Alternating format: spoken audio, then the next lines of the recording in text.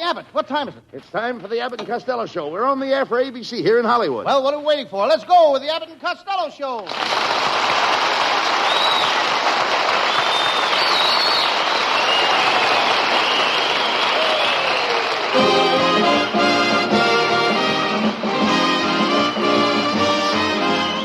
Yes, it's the Abbott and Costello Show, produced and transcribed in Hollywood for your listening and laughing pleasure.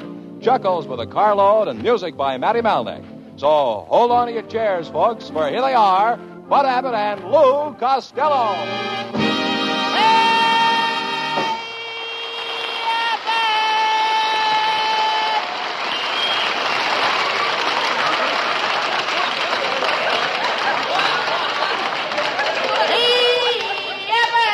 All right, quiet down. It's a morning cookie. All right, quiet down. What are you doing with those boxing gloves? I'm going to enter the Golden Gloves tournament. I've been training. You, a prize fighter? Yes, I'm known as Butcher Boy Costello. Butcher Boy Costello. Yes, I gave my opponent a left to the heart, a right to the kidneys, a left to the chops, and a right cross to the short ribs. And then? He knocked me on my pot roast. You don't even look like a fighter. Being strong is all in the mind, you know, Costello. It is? Sure. You have to think strong. Think of Atlas, and you'll have a shape like him. Think of Hercules, and you'll have a shape like his. That method won't work with me, Abbott. Why not? I keep thinking of Rita Hayworth. What do you think will happen to you if you got knocked around and got punched, drunk, and goofy? I can always be a straight man like you. Sure you can. How do you think you'd look with a cauliflower ear, a mushroom nose, and a squash face? I'd be the only guy in Hollywood with a built-in home garden. Costello, you're a moron. What's that? You're a moron. That's enough, Abbott. One more word out of you and I'll fight. Idiot. That ain't the word. Costello, you're in a class with an imbecile. I know. Want me to help you out with your homework? I'll get him out of here.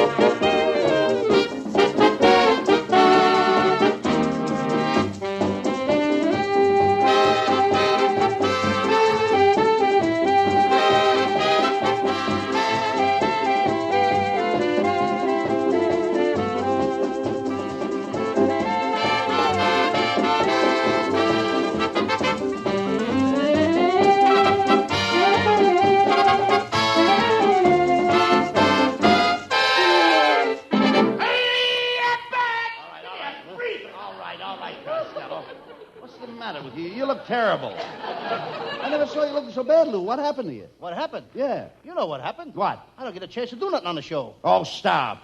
Oh, I went to that quiz show. Truth or coincidences? They asked me a question. When I didn't give them the answer, they hit me over the head with a crowbar and ripped my clothes off and hit me in the face with a pie and squirted dirty water all over me. Well, that's terrible. Yeah, but the joke was on them. It was? Mm-hmm. I knew the answer all the time. You should quit hanging around quiz shows trying to win something for nothing. You ought to get yourself a job and go to work. I tried to. I studied to be a bartender. I went to the bartender school for 2 years, and I still can't get a job. Why not? I can't fix a television set. I thought so. You're just stupid. Your whole family is stupid. Oh, how can you say that? My Uncle Mike is a very brilliant man. He invented the cotton gin, the telephone, and the steamboat. What about Whitney, Bell, and Fulton? Leave the Andrews sisters out of this. What is your Uncle Mike doing now, Lou? He's part-time lifeguard at the Del Mar Hotel swimming pool. Are you kidding? Uncle Mike can't even swim. That's why he's only working part-time. He had a lot of trouble with Aunt May last week. He did? Yeah, he got her a new set of false teeth, and he told her not to take them out. He begged her not to take them out. He pleaded with her not to take them out, but she did. What happened? Her head collapsed. Well,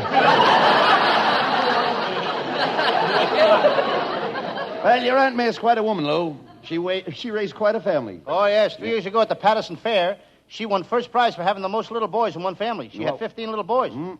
What was first prize? A little boy. Never mind that. Whatever happened to your Aunt May's younger sister? Oh, she graduated from high school this year, and she's so excited she's going to Harvard. Harvard? Harvard is a boys' school. Yeah, that's why she's so excited.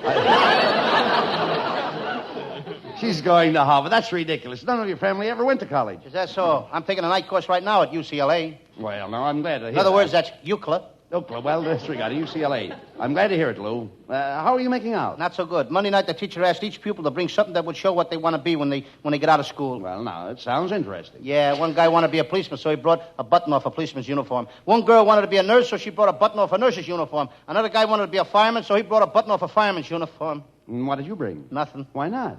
I wanted to be married. How are you going to get a button off of that?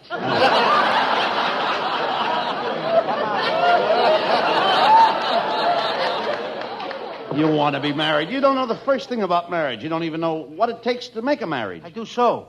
It only takes two people to make a marriage. Well, that's right. A single girl and an anxious mother. As far as I'm concerned, marriage is a three-ring circus. What do you mean a three-ring circus? Well, first the engagement ring. Yes. Then the wedding ring. Yes. And then suffering. Oh, stop. Are you still going with that striptease dancer at the burlesque show? Oh, sure. Every night I bring her 3 roses. Does she wear them? She has to. It's her custom. What about that new girl that moved into the apartment next to you? Well, I tell you, Abbott, I had a date with her, and she's a bachelor girl. Well, what makes you think she's a bachelor girl? She looks more like a bachelor than she does a girl. How old a girl is she, Lou? Abbott, asking a girl's age is like buying a used car. What do you mean? Well, you know the speedometer has been set back, but you don't know how far.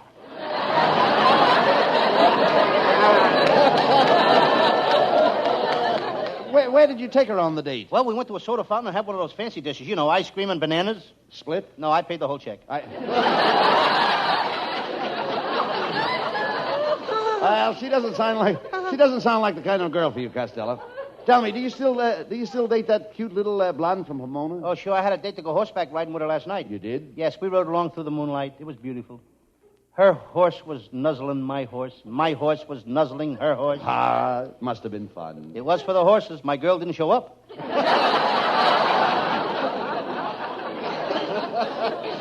I guess she saw it me because I bought her mother a girdle, and her mother got mad, too. Well, what size does her mother wear? Small, medium, or large? Oh, no. Women's girdles don't come in those sizes, Abbott. They don't? Oh, no. What sizes do they come in? Large, larger, and here comes the showboat.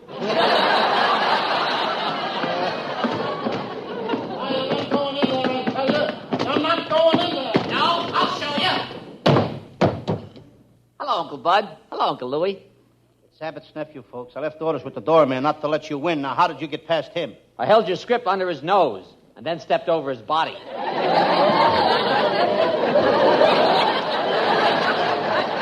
There must be a way to keep this guy out of here. Now, I've got it. I'll hypnotize him. Come over here, Norman. Oh, now, wait a minute, Costello. What are you going to do to him? I'm going to hypnotize him and put him to sleep. Look me straight in the eye, Norman. Okay. You're going to sleep. Abba-dabba, sleep. Abba-dabba, sleep. Abba-dabba, sleep. I think it's working, Uncle Louie. It is? Yeah, my Abba-dabba is asleep. Now, you lay off, Norman. He's my sister Olive's boy. And Olive's a very lovely person and a big woman in this town. I noticed that. Your sister Olive is built like the state of Indiana. Just what do you mean? She has a large South Bend. My sister Olive is a leader of society. Before she moved to Hollywood, she was the rage of Kansas City. Your sister Olive would throw any city into a rage. She came to the right place when she came to Hollywood. She's a typical Hollywood girl. What do you mean? A Hollywood girl at 30 has wrinkles. At 35, she has gray hair. And at 40, she becomes a blonde and starts all over again. Say what you want about my sister Olive, but she's a very well-educated woman. She's a college graduate. And she has a sheepskin. I noticed that. She ought to try using Jergens lotion.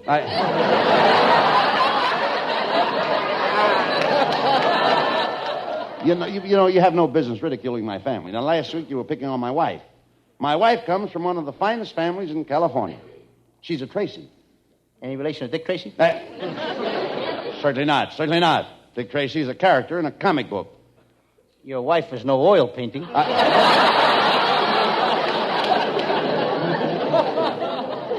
Hello, boys. Hey, look, Costello, it's our secretary, Viola Vaughn. Well, Well, Viola, you certainly look lovely tonight. What is that you're wearing? Oh, do you like it? This is my nightclub dress. Nightclub dress? Don't you get it, Abbott? No cover. Viola, you look gorgeous tonight. You and I would make a lovely pair. We'd be just like a couple of lovebirds. Would we? Well, I'll show you. First, I put one wing around you like this. Then I put my other wing around you like this.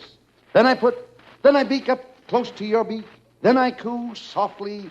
Oh, what do I do? Don't stand there, Viola. Drop a worm in his mouth. Cut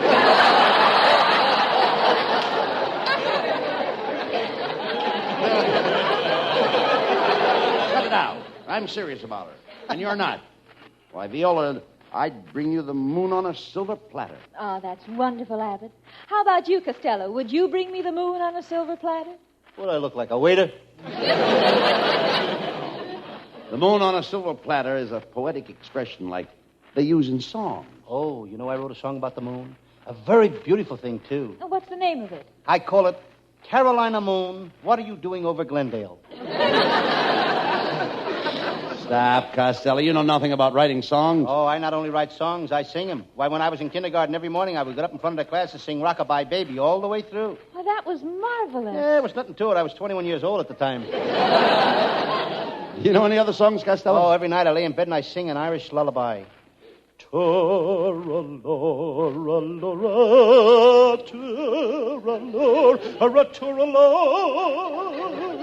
that put you to sleep, Costello? Certainly. You don't think I'd stay awake and listen to that howling, do you?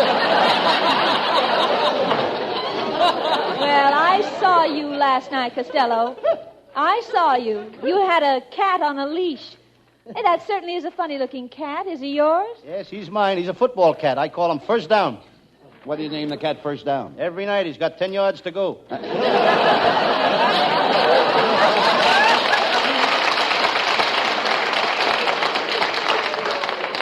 Well, instead of being out walking a cat on a leash, a boy your age ought to be out with a girl. Well, I like cats better. They're smarter than girls anyway. What makes you say the cats are smarter than girls? Well, Abbott, no matter how a girl tries, she can't wash her face with her tongue. Pay no attention to him, Viola. Why don't you come over and see the preview of our new picture, Viola? Huh? I do some love scenes in the picture, and I want you to see my fade-out kiss. You mean she'll see your faded-out kisser? Anyway, Viola has got a date with me. Well, I don't think I'm going to keep it, Costello. Why not?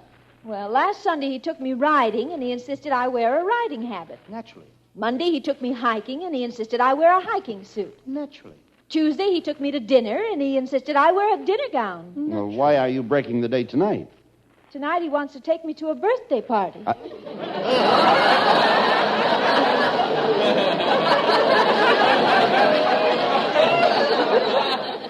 Well, that did it. It's been a lot of fun, and it's been a beautiful evening up to now, Mabel. Mabel? My name is Viola. Well, whatever your name is, it's certainly been fun. Get him out of here!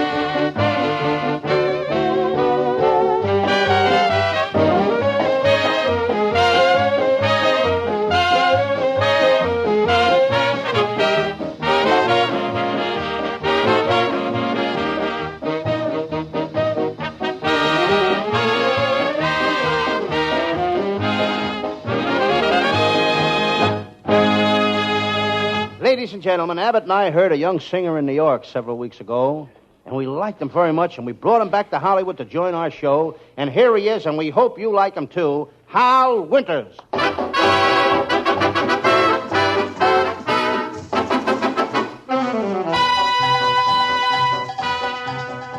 El cumba, cumba, cumba, cumbanchero.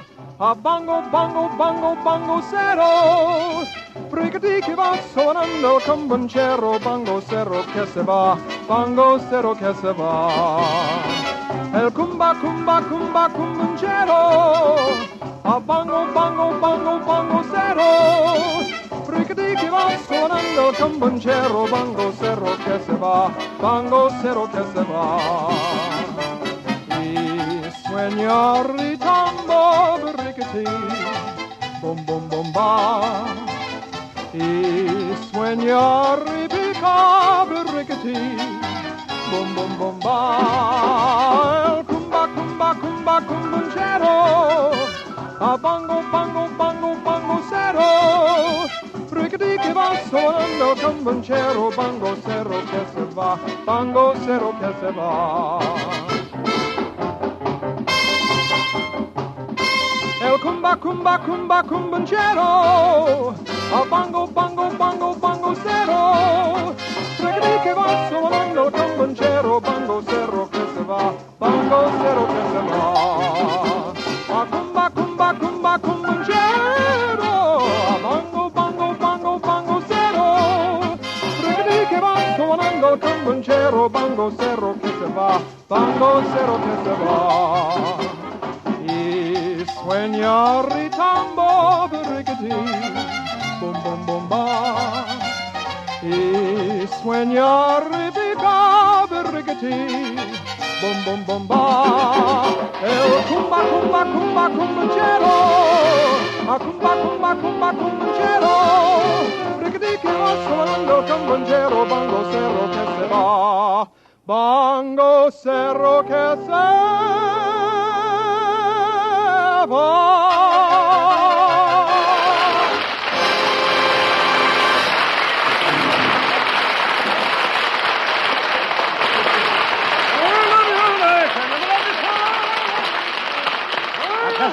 Costello, something's got to be done about the parking conditions around this studio. Tonight I couldn't see a parking space in front of the studio, in back of the studio, or even across the street from the studio. Could be worse. What do you mean? Abbott, suppose you had a car. Yeah. Well, never mind that. Did your Uncle Mike drive you down here tonight? No, my Uncle Mike just took his California driver's test today. You should have seen him. He got in a car with the inspector, backed into a truck, bumped into a streetcar, and then he crashed into a stone wall. Did he pass? We won't know till next Wednesday. Why not? That's the day the inspector gets out of the hospital. Did your Uncle Mike go to see his favorite program, What's Doing, Ladies? Yes, and there was a line in front of that studio 2 blocks long. Never mind that. How did he like What's Doing, Ladies? I don't know. By the time he got in, they were through doing it.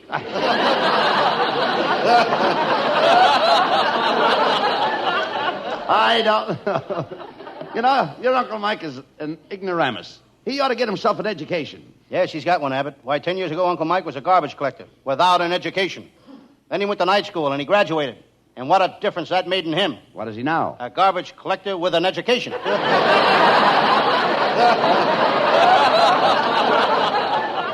Well, never mind him, Costello. What is your Sam Shovel detective story for tonight? It's a fascinating case, Abbott. I call it the case of the curbstone murder, or Gertie, get out of the gutter. And let the water go by. Sounds intriguing. Let's get on with the case. Yeah, let's do that. And now the makers of Smudge Pot cigarettes present the further adventures of Sam Shovel, Private Detective. But first, a word about our product, Smudge Pot cigarettes. Smudge Pots are the only cigarettes that contain no nicotine, no harmful tars, no tobacco. These cigarettes are made only from the finest domestic and Turkish towel.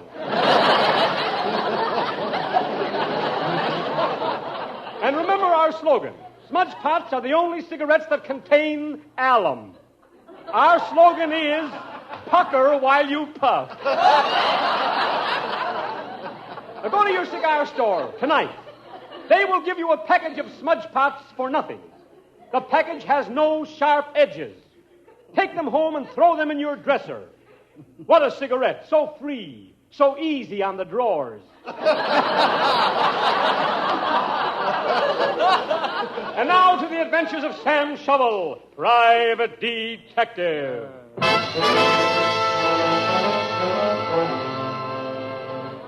Yes. Yes, I'm Sam Shovel, private detective. I'm sitting in my little office looking at my new office safe.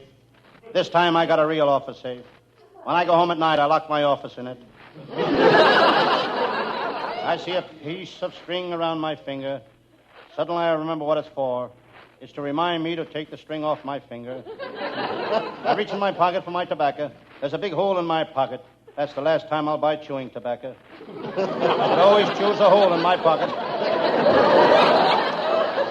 This detective racket is plenty tough. You've got to work in all kinds of weather. Just listen to that wind howling outside. I'll give you that if you'll give me this. I'll give you this if you give me that. It's a trade wind.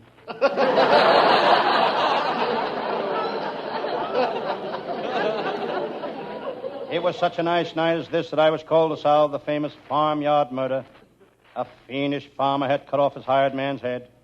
He hid it in the alfalfa. What a tough case. It was like finding a noodle in a haystack. I decide to shave. I lather my face. The razor hums through my whiskers. St. Louis woman with all her diamond rings. I always use Gillette Blues blades. I decide to doll up a little in case a client should come in. I put on my swallowtail coat. I take it off. Seems silly for a man my age to wear a coat made of swallowtails. I noticed the headline in the morning paper. The country is in a strange position. On the next page it says eggs are going up. Chickens must be in a strange position, too.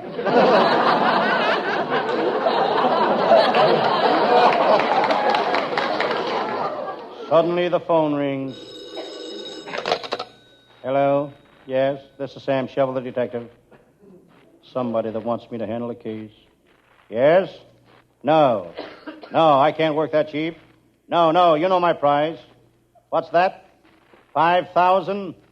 Okay, I'll take the case. Right, 5,000. But remember, all Tootsie Rolls, no jelly beans.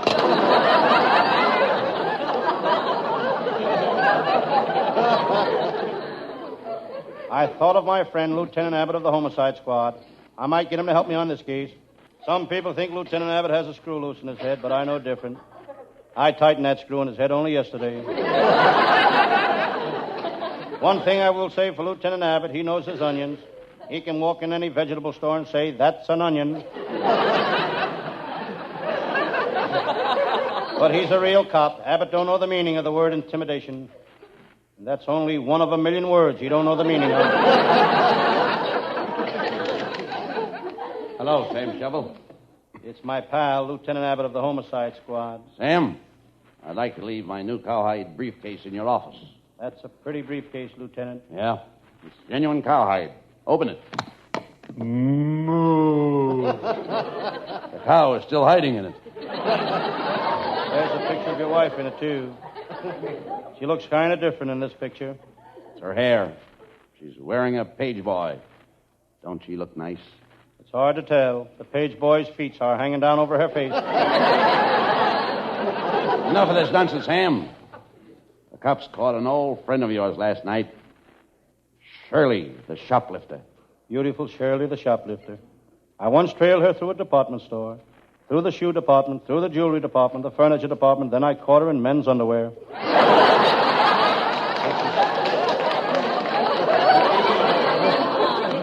This is serious, Sam. Shirley is in the prison hospital. She's unconscious. She keeps moaning, Perry. Perry! Perry! You must be in the state of Como. Sam, if you want to see Shirley alive, we better get over to the hospital at once. Let's go.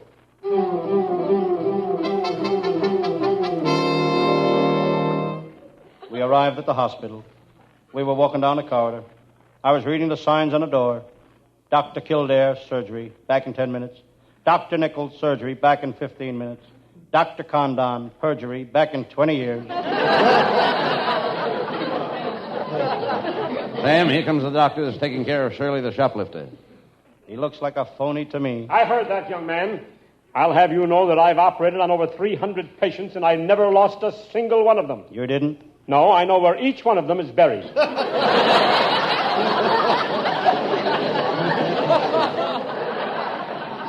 Doctor, can we go in and see Shirley now? Yes, but don't stay too long, please. The patient must not have too much excitement. Why not? How do I know? All the radio doctors say that. My goodness. Aren't you Sam Shovel, the detective? That's me. Man, from the looks of you, you need medical attention. Shovel, if you'll come here tomorrow between 2 and 4 or between 6 and 8, remember, between 2 and 4 or 6 and 8, I'll examine your head. Why can't I come between 4 and 6? That's when they're examining my head. Come on, Sam Shovel. Here's Shirley's room. Oh, poor Shirley, my poor Shirley. Sir, who are you? And what are you doing here? I'm Shirley's father. She's in the next room. She's got appendicitis. None of the doctors will operate on her. I'm afraid she'll die. Cheer up, friend. I will operate on Shirley. You? I thought you were a detective. Before I became a detective, I was known as young Dr. Shovel. Are you sure you can do it, Sam? Am I sure I can do it? Certainly. I'll skin out to the car and get my satchel of surgical instruments.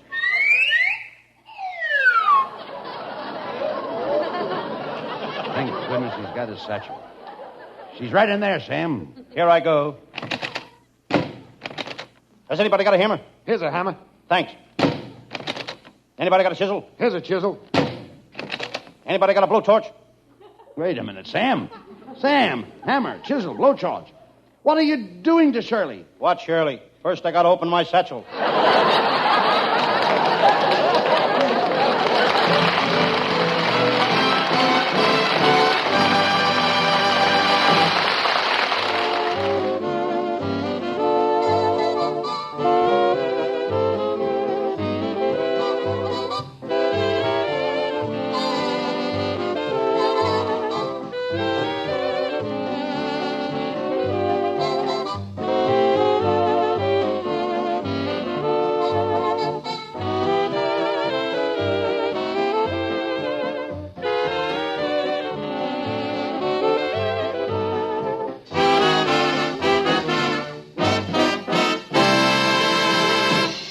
Costello, as Sam Shovel, you were really digging him up tonight. Get it? Shovel, digging him up? It's a joke, son. I dug up a joke. Yes, and you'd better bury it again. Abbott, let's leave the jokes to our writer. You mean we got writers? Oh, he's only kidding, folks. He knows our writing staff. We're headed by Eddie Foreman with Paul Conlon, Pat Costello, Martin Ragaway, and Len Stern. And I know that our producer is Charles Vander. That's pretty good for Abbott, folks, when you consider Vander's only been on the show 2 years. Good night, folks. Good night, everybody. Good night.